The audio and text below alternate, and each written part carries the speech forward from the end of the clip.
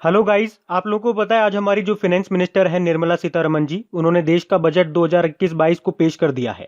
तो इसे मैं आपको समझाऊंगा आज बिल्कुल आसान भाषा में, क्वेश्चन आंसर की फॉर्मेट में हम इसे समझते हुए चलेंगे, ताकि चीजें मिक्स भी नहीं होगी और समझने में भी आसानी रहेगी। तो चलिए स्टार्ट करते हैं आज का वीडियो बिना किसी देरी के साथ। तो पहला सवाल हमारा यहाँ पे है कि बजट पेश होने के बाद कितना टैक्स हम लोगों को देना होगा। तो देखो, इसमें कोई चेंजेस नहीं हो गया, हमको उतना ही देना होगा जितना पहले देते थे। मतलब टैक्स देने वालों के लिए बजट में कुछ भी ज्यादा नहीं है, क्योंकि आयकर टैक्स के स्लैब में कोई भी बदलाव नहीं किया गया। हाँ, परंतु जो बुजुर्ग जिनकी उम्र 75 ईयर से ज्यादा है और वो पेंशन लेते हैं, तो उन्हें टैक्स अब नहीं देना पड़ेगा। ये पॉइंट आपको याद रखना है। टैक्स के स्लैब में तो कोई बदलाव नहीं हुआ है, ये याद रखना है। और वो बुजुर्ग जिनकी उम्र 75 ईयर से ज्यादा है और वो पेंशन लेते हैं, तो उन्हें टैक्स नहीं देना पड़ेगा। ये पॉइंट आप ध्यान रखो। अगला प्रश्न यह आता है कि बजट के बाद क्या क्या महंगा होगा। तो देखो, मोबाइल पर कस्टम ड्यूटी बढ़ा दी गई है। अब इससे होगा क्या? इसका मतलब ये हो गया कि जो विदेशी मोबाइल है उनके दाम बढ़ जाएंगे, प्राइस बन जाएंगे, यानी कि मोबाइल महंगे हो जाएंगे। लेकिन जो मोबाइल भारत में ही बन रहे हैं उनके दाम कम होंगे। और कुछ ऑटो पार्ट्स पर भी जो कस्टम ड्यूटी है उसको 15% तक बढ़ा दिया गया है। इससे जो गाड़ियां होंगी वो भी महंगी हो जाएंगी। तो अगर गाड़ियां खरीदनी है तो आपको खरीद डालो, क्योंकि ऑटो पार्ट्स पर कस्टम ड्यूटी कितना प्रतिशत बढ़ेगा? 15% बढ़ेगा। अब ऑटो पार्ट्स पे कस्टम ड्यूटी बढ़ेगा तो गाड़ियां भी तो महंगी होगी ना। तो ये पॉइंट याद रखो, ऑटो पार्ट्स पर कितना कस्टम ड्यूटी बढ़ेगा? तो 15%। अगले प्रश्न में हमने कोरोना को भी इंक्लूड किया कि कोरोना से निपटने के लिए बजट में क्या कहा गया है। तो बजट में स्वास्थ्य का विशेष ध्यान रखा गया। तो इस साल स्वास्थ्य का बजट 94,000 करोड़ से बढ़ा करके 2.38 लाख करोड़ कर दिया गया है। तो बढ़ाकर कितना कर दिया गया, ये आप याद रखना, डिजिट 2.38 लाख करोड़ कर दिया गया। वहीं कोरोना वैक्सीन को लेकर के 35,000 करोड़ रुपए देने का भी ऐलान किया गया है। ये जिन जिन पॉइंट्स पे मैंने हाईलाइट कर रखा है और जो मैं आपको हाईलाइट करके बता रहा हूं, जहां पे ज्यादा जोर दे रहा हूं, वो चीजें आपको ध्यान रखनी है। और देखिए, आज बजट आया, आज मैं आपको इसका कंप्लीट एनालिसिस करके बता रहा हूं, वो भी क्वेश्चन आंसर की फॉर्मेट में। इसके बाद में एक और वीडियो लेकर के आऊंगा जिसमें हम डायरेक्ट क्वेश्चन आंसर करेंगे, वन लाइनर क्वेश्चन आंसर। मैं क्वेश्चन बताऊंगा, डायरेक्ट उसका आंसर ये होगा कि बड़ा करके कितना कर दिया, इतना कर दिया। अभी थोड़ी सी थ्योरी के साथ हम इसका एनालिसिस कर रहे हैं ताकि आपको समझने में आसानी हो। ये वीडियो आप देख लेंगे, फिर direct one liner question answer हम कर सकेंगे। ठीक ठीक है ना? चलिए अगला सवाल देखते हैं क्या है। अगला प्रश्न है किसानों को लेकर के, कि किसानों के लिए बजट में क्या क्या घोषणा की गई है। तो बजट में एग्रीकल्चर क्रेडिट टारगेट 16.5 लाख कर दिया गया। वहीं ऑपरेशन ग्रीन स्कीम में जल्द खराब होने वाली 22 फसलों को शामिल किया जाएगा। अब प्रश्न आपका यहीं से बन गया ना, तैयार हो गया प्रश्न, कि अभी जो बजट आया 2021-22 वाला, उसमें ऑपरेशन ग्रीन स्कीम में जल्द खराब होने वाली कितनी फसलों को शामिल किया जाएगा। तो अब याद रखना, कितनी फसलों को? 22 फसलों को। ऐसे ही प्रश्न बनते हैं। और जो अब मैंने आपको बोला है, अगला वीडियो लाऊंगा इस पे, direct one liner question answer पे होगा, वो इसी तरह से होगा कि ऑपरेशन ग्रीन स्कीम में जल्द खराब होने वाली कितनी फसलों को शामिल किया जाएगा। डायरेक्ट वन लाइनर आंसर दूंगा, 22 फसलों को, और आगे बढ़ जाएंगे। वहां इतनी थ्योरी में बात नहीं करेंगे, वो चीजें आपको रटने वाली होंगी, बस रट लेना उसको। और हाँ देखिए, अगर वीडियोस अच्छे लग रहे हैं और आप लोग चाहते हो कि वो अगला वीडियो जल्द से जल्द आए, तो प्लीज वीडियो को भरपूर प्यार देना, ज्यादा से ज्यादा लाइक करना है। कम से कम जो जो व्यक्ति देख रहे हैं जिनको वीडियो पसंद आ रहा है वो तो लाइक करो, और अपने सारे दोस्तों में इसको शेयर जरूर करना है। इस वीडियो के लाइक का टारगेट रखते हैं 10,000 लाइक का। अब देखते हैं कितने लोगों को ये पसंद आता है। अगला सवाल देखते हैं। अगला सवाल आता है, देश के गरीबों को बजट से क्या मिला। तो बजट में गरीबों के लिए पहला है one nation one ration card, जो 32 राज्यों में लागू किया जाएगा और इसमें 86% लोगों को इसमें कवर किया जाएगा। हालांकि ये कोई नया नहीं है। और उज्ज्वला योजना का फायदा 1 करोड़ और महिलाओं को होगा, ऐसा कहा गया इस बजट में। तो यहां से क्या प्रश्न बनेगा? ये हो गया, उज्ज्वला योजना का फायदा और कितनी महिलाओं को दिया जाएगा। तो 1 करोड़ और महिलाओं को होगा। तो अगला सवाल आता है हमारी शिक्षा को लेकर के, कि शिक्षा के लिए सरकार ने क्या क्या किया। तो सबसे पहला तो ये कि सरकार कुछ एनजीओ के साथ मिलकर के 100 नए सैनिक स्कूल खोलेगी। कितने नए सैनिक स्कूल? याद रखना, 100 नए सैनिक स्कूल। और लद्दाख में हायर एजुकेशन के लिए लेह में सेंट्रल यूनिवर्सिटी खोली जाएगी।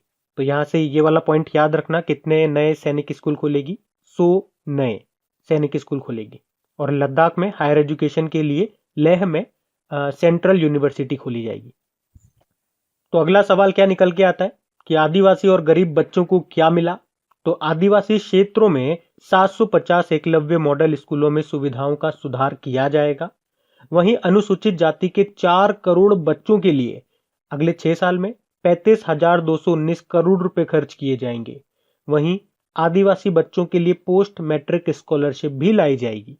तो याद रखना, आदिवासी क्षेत्रों में कितने एकलव्य मॉडल स्कूलों में सुविधाओं का सुधार किया जाएगा? 750। और अनुसूचित जाति के 4 करोड़ बच्चों के लिए 6 साल में कितने करोड़ रुपए खर्च किए जाएंगे? 35,219 करोड़। और आदिवासी बच्चों के लिए पोस्ट मैट्रिक स्कॉलरशिप भी लाई जाएगी। अच्छा, बजट से अगर अपन रेलवे में कुछ पॉइंट निकालें तो रेलवे को बजट में क्या क्या मिला, ये सवाल निकलता है। तो रेलवे को 1.10 लाख करोड़ रुपए दिए गए, जिसमें से 1.07 लाख करोड़ रुपए सिर्फ कैपिटल एक्सपेंडिचर के लिए है। और रेलवे के लिए फ्यूचर रेडी रेलवे सिस्टम बनाने के लिए नेशनल रेल प्लान 2030 बनाया गया है।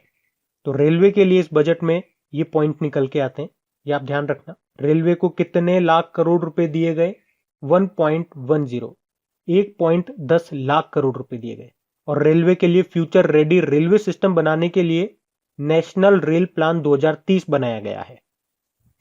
तो अगला सवाल आता है पेट्रोल डीजल। हमारा बहुत पैसा खर्च हो रहा है इसमें आजकल। तो इस बजट के बाद पेट्रोल डीजल पर क्या फर्क पड़ेगा? तो सरकार ने पेट्रोल और डीजल पर कृषि सेस लगाया है। डीजल पर तो 4 रुपए का और पेट्रोल पर 2.5 रुपए का सेस लगाया है। लेकिन इसका असर आम लोगों पे नहीं पड़ेगा, बल्कि जो सरकार है वो इसका खर्च उठाएगी। तो आपको तो क्या याद रखना है, डीजल पे जो कृषि सेस लगा है वो कितना है? 4 रुपए। और पेट्रोल पे 2.5 रुपए का। तो अगला सवाल आता है कि जिन राज्यों में चुनाव हैं वहां के राज्यों को क्या मिला भैया? तो देखो, असम, बंगाल, तमिलनाडु और केरल में विधानसभा चुनाव होने वाले हैं। तो तमिलनाडु को 1.03 लाख करोड़ रुपए के निवेश से 3500 किलोमीटर के राष्ट्रीय राजमार्गों का निर्माण किया जाएगा, ऐसा बोला गया। और 65,000 करोड़ रुपए के निवेश से केरल में 1100 किलोमीटर राष्ट्रीय राजमार्ग का निर्माण किया जाएगा। जबकि 25,000 करोड़ रुपए की लागत से पश्चिम बंगाल में 675 किलोमीटर राजमार्ग का निर्माण किया जाएगा। और कोलकाता सिलीगुड़ी रोड का अपग्रेडेशन भी होगा। और 34,000 करोड़ रुपए असम में नेशनल हाईवे पर खर्च होंगे। तो ये उन राज्यों के बारे में बताया गया बजट में जिनमें चुनाव होने वाले हैं। तो भैया वहां पे क्या कहा? ये कहा। अच्छा देखो, एक सवाल ये भी निकल के आता है कि इस बजट में व्हीकल स्क्रैपिंग का जिक्र किया गया था। इसका क्या मतलब हो गया? इसका मतलब हो गया कि अब पुरानी गाड़ियां रोड पर नहीं चलेंगी। बजट में एक वॉलेंट्री व्हीकल स्क्रैपिंग पॉलिसी का जिक्र किया गया था, आपने सुना होगा, जिसका मतलब ये हो गया कि रोड से पुरानी गाड़ियां हटाई जाएंगी। तो 20 साल पुरानी तो पर्सनल व्हीकल हो गई और 15 साल पुरानी अगर कोई कमर्शियल व्हीकल है तो वह अब स्क्रैप किए जाएंगे। अब वो आपको रोड पे नहीं दिखेंगी। ये है वॉलेंट्री व्हीकल स्क्रैपिंग पॉलिसी, जिसका जिक्र किया गया इस बजट में। तो याद रखना, जो पर्सनल व्हीकल है उसकी उम्र है 20 साल और जो कमर्शियल व्हीकल है उसकी उम्र बताई गई 15 साल। अच्छा, बिजली क्षेत्र के लिए इस बजट में क्या घोषणाएं हुई? तो इसमें बिजली से जुड़े इंफ्रास्ट्रक्चर को मजबूती देने की बात कही गई और सरकार ने हाइड्रोजन प्लांट बनाने का भी ऐलान किया। और पीपीपी मॉडल के तहत कई प्रोजेक्ट को पूरा किया जाएगा, ऐसा इसमें घोषणा की गई। अच्छा, एक सवाल यह भी है कि मेट्रो और पब्लिक ट्रांसपोर्ट पर बजट के बाद क्या असर दिखेगा? तो मेट्रो और सिटी बसों के लिए 18,000 करोड़ रुपए दिए गए हैं। और कोच्चि, बेंगलुरु, चेन्नई, नागपुर और नासिक में मेट्रो प्रोजेक्ट को बढ़ावा देने का ऐलान भी किया गया है। तो मेट्रो और सिटी बसों के लिए कितने हजार करोड़ रुपए दिए गए हैं? 18,000 करोड़। अच्छा, एक सवाल यह भी बनता है कि इस बजट में हमारी जो वित्त मंत्री हैं निर्मला सीतारमण जी, उन्होंने 5 मिनट बजट की बात कही। इसका मतलब क्या हो गया आखिरकार? तो देखो, ये एक सिंबॉलिक शब्द था। सरकार ने कहा कि सबसे संवेदनशील वर्गों को सहारा देने के लिए PMGKY मतलब प्रधानमंत्री गरीब कल्याण योजना और 3 आत्मनिर्भर पैकेज और बाद में की गई घोषणाएं अपने आप में 5 मिनी बजट के समान थी। ये इसका मतलब हो गया। अच्छा, आपके मन में भी ये सवाल तो आता होगा ना कि बजट में नौकरी या रोजगार को लेकर के कुछ बात हुई या नहीं हुई? तो बात हुई है ना। हमारी जो वित्त मंत्री है निर्मला सीतारमण जी, उन्होंने कहा है कि यूरोप और जापान से और ज्यादा जहाजों को भारत लाने के प्रयास किए जाएंगे। रिसाइकलिंग कैपेसिटी जो लगभग 4.5 मिलियन लाइट डिस्प्लेसमेंट टन है, उसे 2024 तक 2 गुना किया जाएगा। और इससे हमारे युवाओं के लिए 1.5 लाख ज्यादा नौकरियां पैदा होने का अनुमान है। तो ये कहा है हमारे इस बजट में नौकरी और रोजगार को लेकर के। अच्छा, इस बजट में हमारी वित्त मंत्री जी ने 6 स्तंभों का जिक्र किया था। अब ये 6 स्तंभ है क्या? तो निर्मला सीतारमण जी ने कहा कि 2021-22 का जो ये बजट है ये 6 स्तंभों पर टिका हुआ है।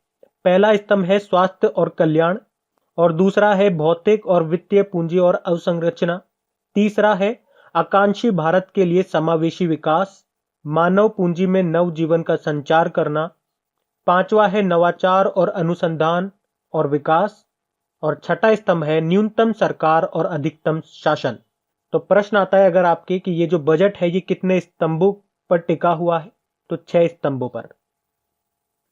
अच्छा देखो, एक ये इंटरेस्टिंग सवाल है, घाटे में चल रही कंपनियों के लिए सरकार का क्या प्लान है? अब जवाब सुनो।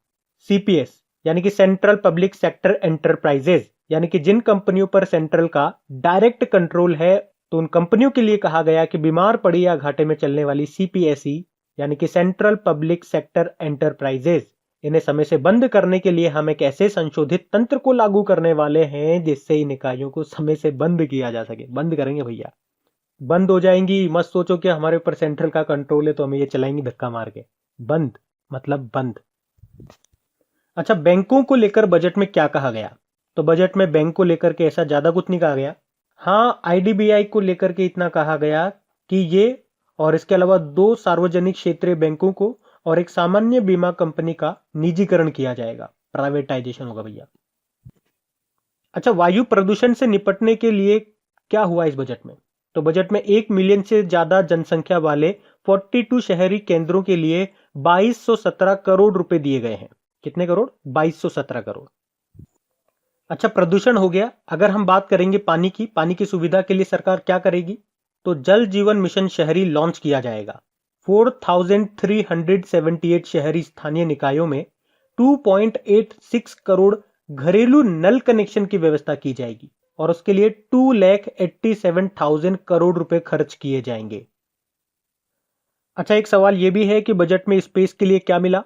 तो PSLV CS51 को लॉन्च किया जाएगा, जो अपने साथ ब्राजील के पहले सैटेलाइट को ले जाएगा अंतरिक्ष में, जिसका नाम है एमेजोनिया। और PSLV की फुल फॉर्म क्या होती है? Polar satellite launch vehicle.